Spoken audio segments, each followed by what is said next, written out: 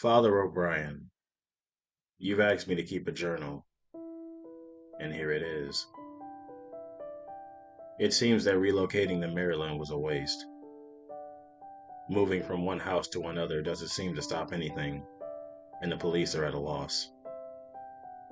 If you are unable to help us, the easiest path forward is just to give up hope. Hope hurts too much if there is no faith to lift its wings. Day 1. Our first night on Hill Street did not offer any peace. The constant ticking of the clock was audible from every room in the house. We don't own a clock. Day 2. Georgia. 5 years old and our youngest, smiled and handed me a piece of paper. I drew a picture, Daddy. She offered with an impish grin. I took it from her to inspect it. The page was blank.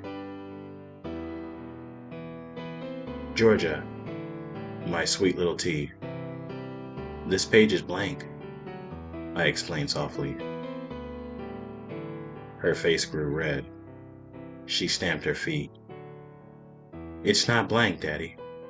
It's a picture of our family. Put it on the fridge.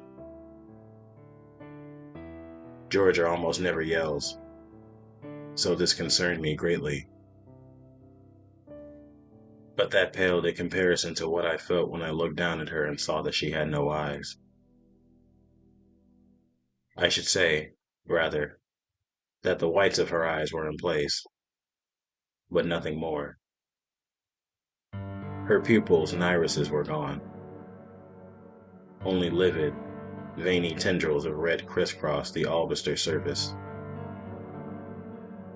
Georgia did not seem to notice they were gone. She grew louder and continued to yell. I slammed the paper onto the surface of the refrigerator and shakily affixed a magnet to it. When I looked back at my daughter, her eyes had returned. She was smiling. Thank you, Daddy, she chirped before skipping down the hall. Day 3. I had gotten out of bed in the middle of the night for a glass of water.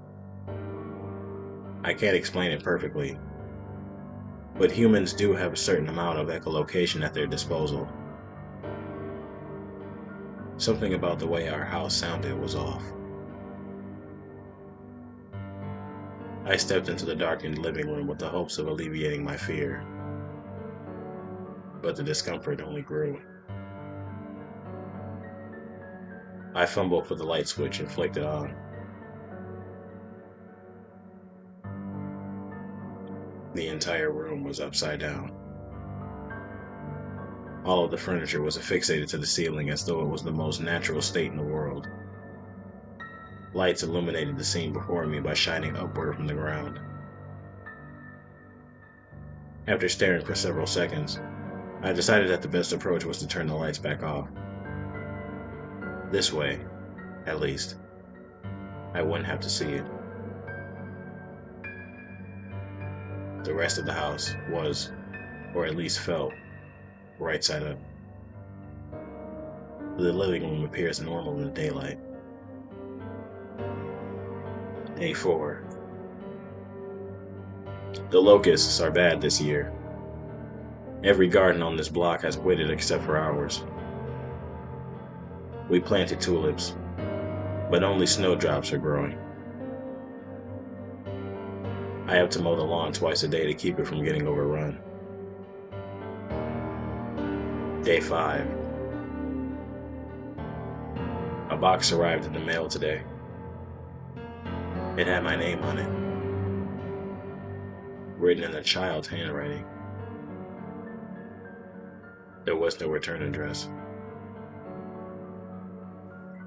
Inside the box were 1,913 human teeth. Day 6. The refrigerator is now completely covered with drawings that Georgia has given me. Every single one of them is blank. Day 7. I get up before the rest of the family every day to inspect the house. The interior is fine this morning, though I did avoid the living room light. I no longer look in that room just before dawn. There were footprints outside the door. The prints formed a long, muddy trail from the street. They appear to come from a man's shoe. At least, the first ones did.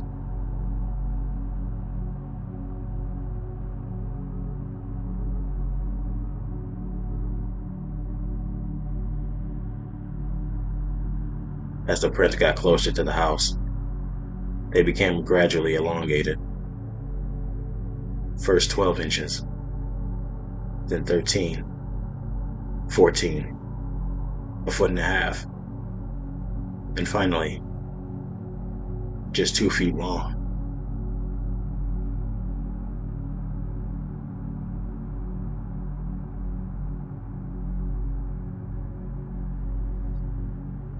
The last 2 prints in front of the door were the width of my torso, and as long as I am tall. Day 7. I'm typing this on my laptop in bed.